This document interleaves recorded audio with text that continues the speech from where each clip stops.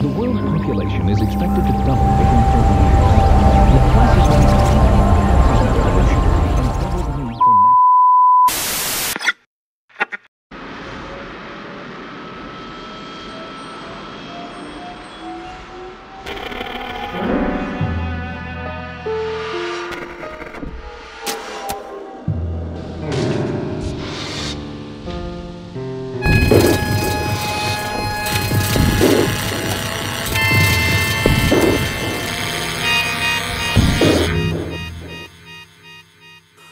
On a vécu, y compris dans l'inspiration analytique, mais qui répondait de tout ce qui se passait dans l'histoire de l'art, à un art qui allait plutôt dans la verticalité et qui montait. On était dans l'ascension.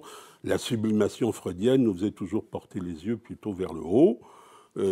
Freud lui-même regardait vers le haut, son inspiration artistique allait du côté le romantisme allemand. Le bas n'était pas du tout son truc. Et au fond, je me suis dit que si on avait une esthétique à attirer, si on pouvait penser quelque chose dans l'art à partir de Lacan, ça serait de voir chez Lacan un grand théoricien du bas, quand Freud a été plutôt un théoricien du haut.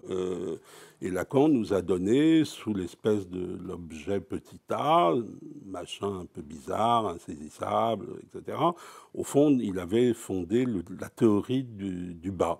Freud, c'est ce qui s'élève, le sublime, la sublimation. Ouais. Lacan, c'est ce qui chute. Bon, les choses sont articulées, parce que je me souviens de vous avoir entendu parler de la Vénus de Botticelli, hein, qui est en même temps un tableau qui représente la féminité dans son état d'émergence sidérante de beauté, et en même temps c'est le produit de la section des génitoires du père tombé dans l'océan. Donc finalement ça combine le sublime et l'horreur la plus absolue. Absolument. Il peint en effet ce tableau, la naissance de Vénus, qu'on voit partout, y compris dans les vitrines de pharmacie. C'est tout de même l'art à la portée de tout le monde.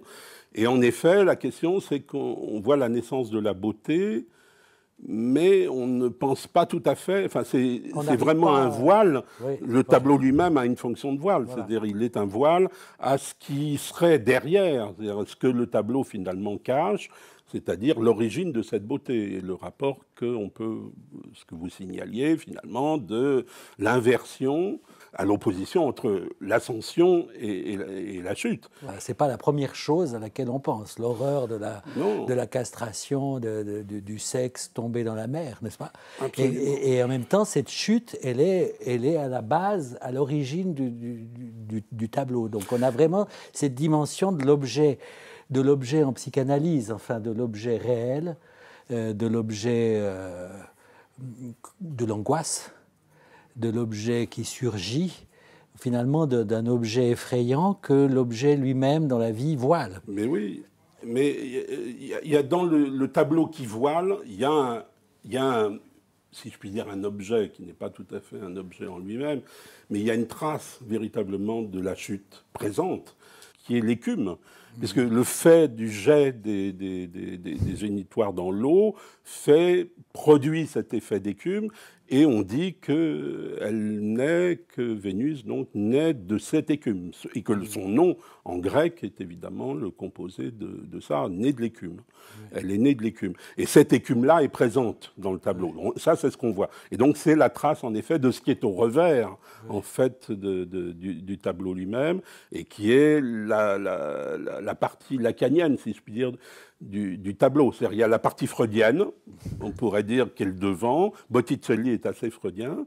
Mais il y a derrière, il y a Lacan, qui, lui, serait le théoricien de l'origine de la beauté, qui suppose que derrière toute beauté, il y a un point d'horreur. Ce qu'on peut dire à propos de Botticelli, et qui suppose que le tableau vient lui-même voiler quelque chose qui est derrière et qu'on ne voit finalement pas, cette horreur-là. L'art contemporain a cette caractéristique de montrer ça.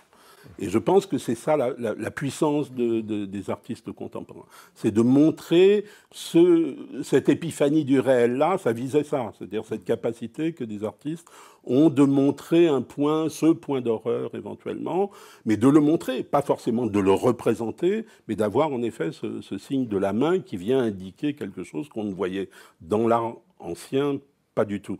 Mais t'es dit, au fond, il y a une fonction de l'art qui est une fonction de monstration. Au fond, et dans cette fonction de monstration est incluse l'idée du dévoilement.